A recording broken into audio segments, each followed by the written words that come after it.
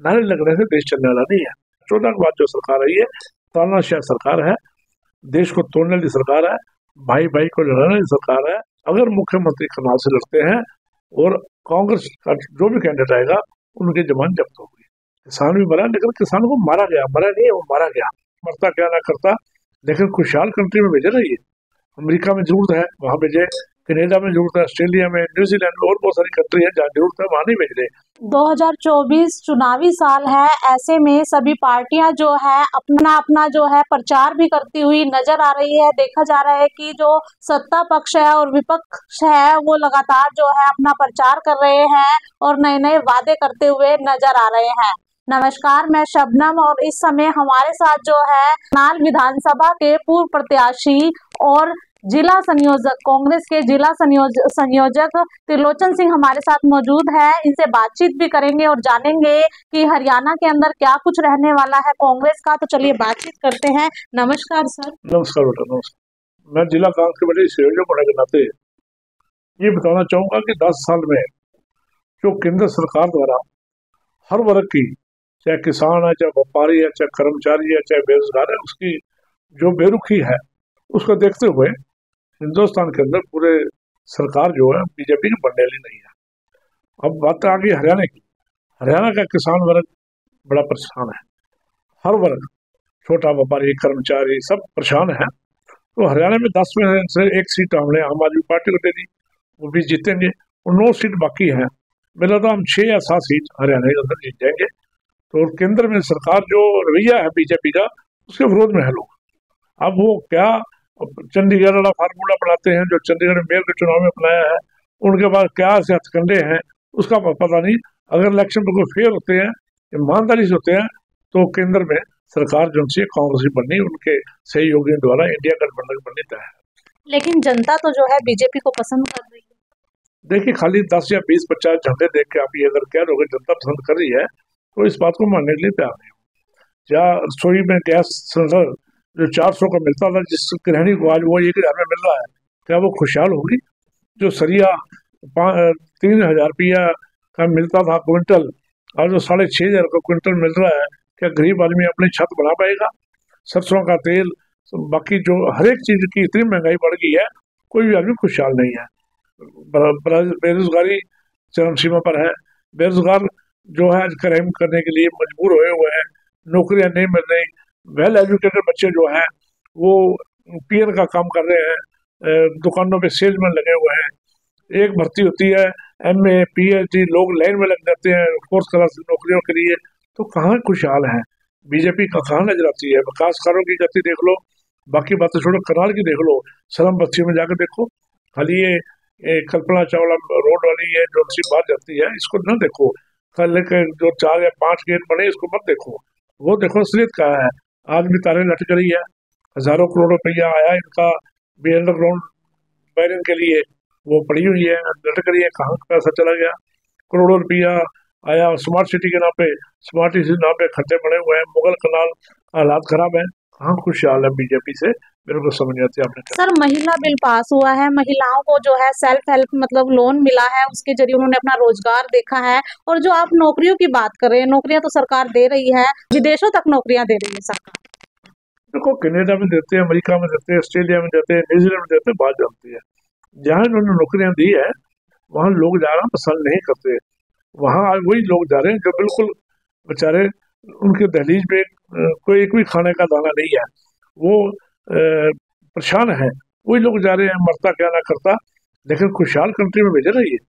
America में जरूरत है, वहाँ भेजे। कनाडा में जरूरत है, ऑस्ट्रेलिया में, न्यूजीलैंड में, और बहुत सारी कंट्री है जहाँ जरूरत है, वहाँ नहीं भेज रहे। ऐसी कंट्री भेज रहे जहाँ जंग चल रहा है, वहाँ जाते लड़ाई में डालते हैं। ये खुशहाली नहीं है। दूसरा, महिला सुरक्षा बिल लेके आए, क्या महिलाओं को मान सम्मान मिल गया? क्या कि अभी हमारी बेटियों का दिल्ली के अंदर जूतों के नीचे कुचला गया, पहलवान बेटियों को। महिला सुरक्षा बिल में लिखा था हरियाणा की महिलाएं जब दिल्ली में आएगी उनको कुचला जाएगा। हरियाणा की महिलाओं को क्या मान सम्मान मिला? कौन सी उन्होंने कह दिया, अभी तो बिल डाल दिया, कर रहे हैं। जब 2024 में 2029 में जाकर आएगा, फिर देखा जाएगा महिलाओं को क्या मान सम्मान मिलता है। सर जयपुर के अंदर की बात की जाए तो वहां पर जो है महिलाएं जो है भाजपा के प्रति रैलियां निकाल रही है, भाईजान मोदी के नाम के नारे भी लग रहे हैं। देखो, मोदी के नाम के नारे विदेशों में भी लगे हैं, लेकिन अगर उसके असली जानो, हिंदुस्तान से लाखों आदमियों को भेज दिया जाता है वहां नारे लगाने के लिए, वहां के लोगों को कॉन्टेक्ट किया जाता है, मोदी मोदी के नारे लगाने की बात वो नहीं है। जहाँ नारे मोदी के विरोध में लगते हैं, अब वहाँ चले जाए ना, नागालैंड चले जाए, अब त्रिपुरा चले जाए, अब कलकत्ता चले जाए, मद्रास चले जाए, उन स्टेटों में चले जाए ना जहाँ भुखमरी है, वहाँ नारे लगते हैं। खाली हरियाणा पंजाब में इन जगहों में जहाँ लोग खुशहाल हैं, उनको जरूरत नहीं है, तो वो लगा देते हैं नारे। नारे लगने से देश चलने वाला नहीं है। भाजपा तो 400 पार का नारा दे रही है। भाजपा ने हरियाणा के अंदर 75 पार का नारा दिया, 40 सीट आई थी। इस नारे से पता लगता भी वो 50% झूठ बोलते हैं। 75 जगह 40 आई है तो 50% झूठ ही बोला ना उन्होंने हरियाणा में भी, तो ऐसे सेंटर में झूठ बोल गए। भाजपा तो ये भी कह रही है कि 40 पार भी हो जाए तो कांग्रेस की बड़ी जीत है, क्योंकि 4 राज्यों में ही अब तक जो है कांग्रेस सरकार आई है। देखिए, वो क्या करते हैं, उनका एक एजेंडा है, उनका सिस्टम है। लोग खुशहाल नहीं है, लोगों भी छोड़ दो ना। अब क्यों कहते हैं हम लेके आ गए, लोगों को छोड़कर जिसको चुनना वो चुन लेंगे। लेकिन भाजपा का दोबारा सत्ता में आती है, अब सत्यपाल मलिक ने भी कहा था, हिंदुस्तान के लिए सबसे बड़ा खतरा बनेगा अगर भाजपा आती है। यहाँ जो शहीद भगत सिंह ने नारा लगाया था, हिंदू मुसलमान सिख ईसाई सभी भारतीय भाई भाई, वो नारा खंडित हो जाएगा। उनका जो सपना था सपना चूर हो जाएगा, क्योंकि जो हिंदुस्तान के अंदर भाजपा करना चाहती है वो देश टूट जाएगा। इंडिया गठबंधन को लेकर क्या कहना चाहेंगे, क्योंकि जो हरियाणा हरियाणा के अंदर जो पूर्व मुख्यमंत्री आए थे भूपेंद्र सिंह हुड्डा, उन्होंने कहा था कि हमें गठबंधन की जरूरत नहीं है, और अब जो है गठबंधन होता हुआ नजर भी आ रहा है। देखिए, उन्होंने अपने दिल की बात कही, उन्होंने हरियाणा के हालात की बात कही, हरियाणा के लोगों की बात की जरूरत नहीं है। लेकिन अगर अखिल भारतीय कांग्रेस कमेटी ने महसूस किया कि आम आदमी पार्टी के साथ हम चलना चाहते हैं, ईमानदारी से काम करें, उन्होंने एक सीट अगर दी है तो उसमें कोई नुकसान नहीं है। बाकी भूपेंद्र सिंह वो तो ये कहते थे ना कि हमें तो जो है हमारी पार्टी तो पहले से ही मजबूत है, हमें गठबंधन की जरूरत ही नहीं। नहीं, जरूरत तो नहीं है, लेकिन कई बार जरूरी नहीं होता भाई। नहीं जरूरत तो तब भी चलो दे दिया। वो ऑल इंडिया कांग्रेस कमेटी की सोच है, उन्होंने ऑल इंडिया को देखना है, उस वजह से उन्होंने मोबिलाइज किया होगा। इसमें कोई दिक्कत वाली बात नहीं है। और सबसे पहले भूपेंद्र सिंह हुड्डा ने उनका स्वागत किया है, और आगे भी हम उनके साथ हैं और वो हमारे साथ हैं। हरियाणा के मुख्यमंत्री का एक बयान आता है कि जो कांग्रेस पार्टी है वो किसानों के साथ मिलकर राजनीति खेल रही है, उस पर क्या कहना चाहिए? देखिए, जब नरेंद्र मोदी जी ने 2 साल पहले माफी मांगी थी किसानों से दिल्ली में, मेरे से बड़ी गलती हुई और मैं काला कानून वापस लेता हूँ, तो क्या वो कांग्रेस ने कहा था उनको बोलो? जब किसानों ने हमारे मेंबर पार्लियामेंट नवनीत बिट्टू के ऊपर हमला कर दिया, क्या वो बीजेपी ने कहा था किसानों को भी बीजेपी कांग्रेस के ऊपर हमला कर दो? अगर बीजेपी किसान हमारे के भी होते, किसान हर पार्टी के हैं, किसान बीजेपी के भी हैं, किसान कांग्रेस के भी हैं, किसान हर पार्टी के साथ जुड़े हुए हैं। लेकिन जब पेट की बात होगी, जब अपनी नस्ल और फसल की बात होगी, तब सारे किसान एक होते हैं।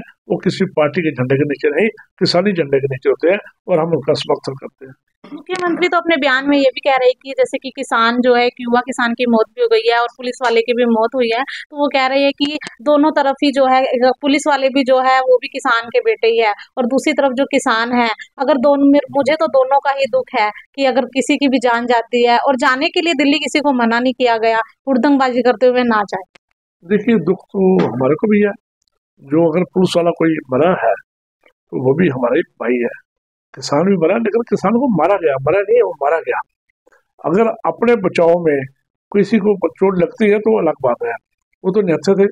और फिर हरियाणा पुलिस पंजाब बॉर्डर से अंदर 500 मीटर जाकर अगर उनको मारती है, ये कानून व्यवस्था उल्लंघन है और अनिल विज का फेलियर है। अनिल विज को आपके माध्यम से चैलेंज करता हूँ, उसको रिजाइन दे देना चाहिए। कोई नफे सिंह राठी करते हुई या ये कांड हुआ, इसे नजर आता है कि अनिल विज इस काबिल नहीं है।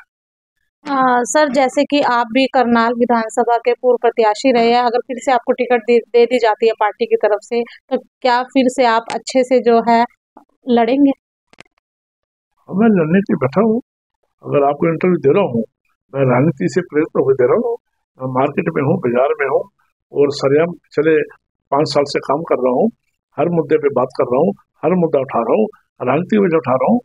तो आगे पार्टी टिकट देगी, मैं जरूर लड़ूंगा, चुनाव को नहीं लड़ूंगा। और आपके माध्यम से कह देना चाहता हूँ, अगर मुख्यमंत्री करनाल से लड़ते हैं और कांग्रेस का जो भी कैंडिडेट आएगा उनकी जमानत जब्त होगी।